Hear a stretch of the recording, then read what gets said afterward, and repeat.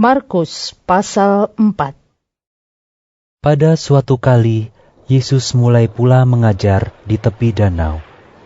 Maka datanglah orang banyak yang sangat besar jumlahnya mengerumuni dia, sehingga ia naik ke sebuah perahu yang sedang berlabuh lalu duduk di situ.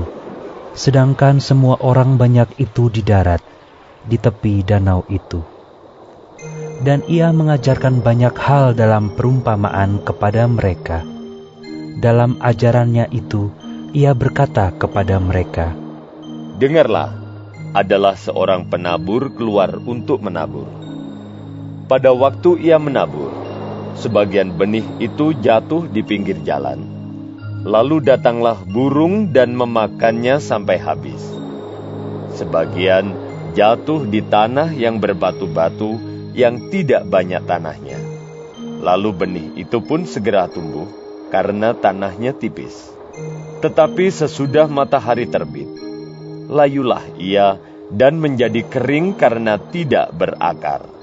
Sebagian lagi jatuh di tengah semak duri. Lalu makin besarlah semak itu dan menghimpitnya sampai mati, sehingga ia tidak berbuah. Dan sebagian jatuh di tanah yang baik. Ia tumbuh dengan suburnya dan berbuah. Hasilnya, ada yang 30 kali lipat, ada yang 60 kali lipat, ada yang 100 kali lipat." Dan katanya, "Siapa mempunyai telinga untuk mendengar, hendaklah ia mendengar." ketika ia sendirian, pengikut-pengikutnya dan ke-12 murid itu menanyakan dia tentang perumpamaan itu. Jawabnya, "Kepadamu telah diberikan rahasia kerajaan Allah. Tetapi kepada orang-orang luar segala sesuatu disampaikan dalam perumpamaan, supaya sekalipun melihat, mereka tidak menanggap. Sekalipun mendengar, mereka tidak mengerti.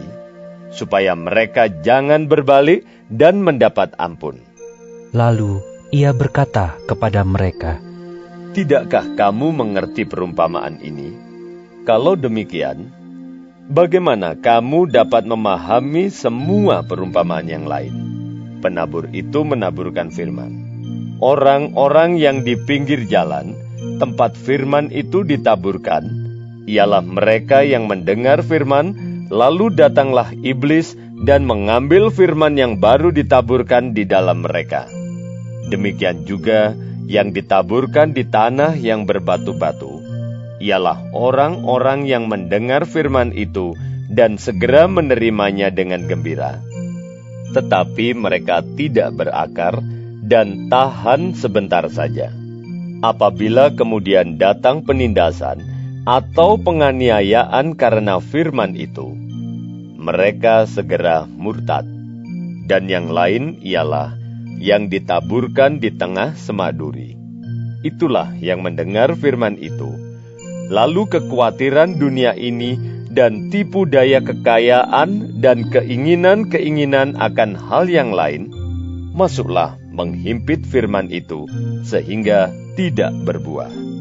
Dan akhirnya, yang ditaburkan di tanah yang baik ialah orang yang mendengar dan menyambut firman itu lalu berbuah. Ada yang 30 kali lipat, ada yang 60 kali lipat, dan ada yang 100 kali lipat. Lalu Yesus berkata kepada mereka, "Orang membawa pelita bukan supaya ditempatkan di bawah gantang atau di bawah tempat tidur, melainkan supaya ditaruh di atas kaki dian. Sebab tidak ada sesuatu yang tersembunyi yang tidak akan dinyatakan, dan tidak ada sesuatu yang rahasia yang tidak akan tersingkap. Barang siapa mempunyai telinga untuk mendengar, hendaklah ia mendengar." Lalu ia berkata lagi, "Camkanlah apa yang kamu dengar. Ukuran yang kamu pakai untuk mengukur akan diukurkan kepadamu, dan di samping itu akan ditambah lagi kepadamu. Karena siapa yang mempunyai, kepadanya akan diberi. Tetapi siapa yang tidak mempunyai, apapun juga yang ada padanya akan diambil daripadanya. Lalu kata Yesus, Beginilah hal kerajaan Allah itu. Seumpama orang yang menaburkan benih di tanah. Lalu pada malam hari ia tidur, dan pada siang hari ia bangun. Dan benih itu mengeluarkan tunas, dan tunas itu makin tinggi. Bagaimana terjadinya tidak diketahui orang itu. Bumi dengan sendirinya mengeluarkan buah. Mula-mula tangkainya, lalu bulirnya, kemudian butir-butir yang penuh isinya dalam bulir itu. Apabila buah itu sudah cukup masak, orang itu segera menyabit sebab musim menuai sudah tiba. Katanya lagi, Dengan apa hendak kita membandingkan kerajaan Allah itu? Atau dengan perumpamaan manakah hendaknya kita menggambarkannya?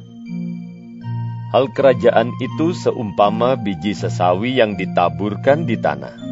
Memang, biji itu yang paling kecil daripada segala jenis benih yang ada di bumi.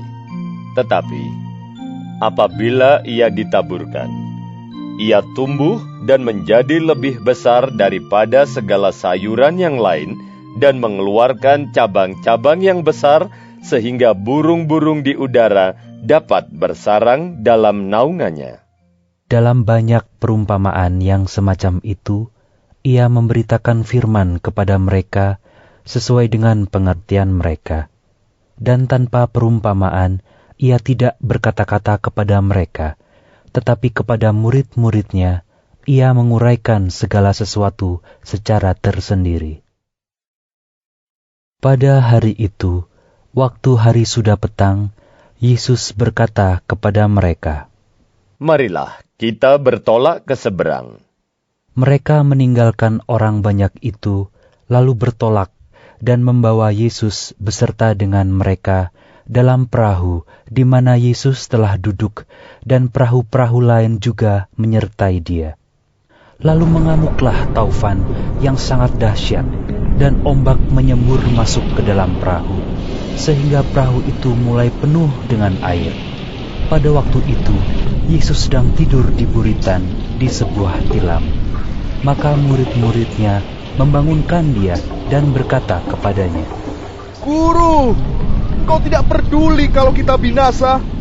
Ia pun bangun, menghardik angin itu, dan berkata kepada danau itu, Diam, tenanglah. Lalu angin itu reda, dan danau itu menjadi teduh sekali. Lalu ia berkata kepada mereka, Mengapa kamu begitu takut? Mengapa kamu tidak percaya? Mereka menjadi sangat takut, dan berkata seorang kepada yang lain, Siapa gerangan orang ini, sehingga angin dan danau pun taat kepadanya?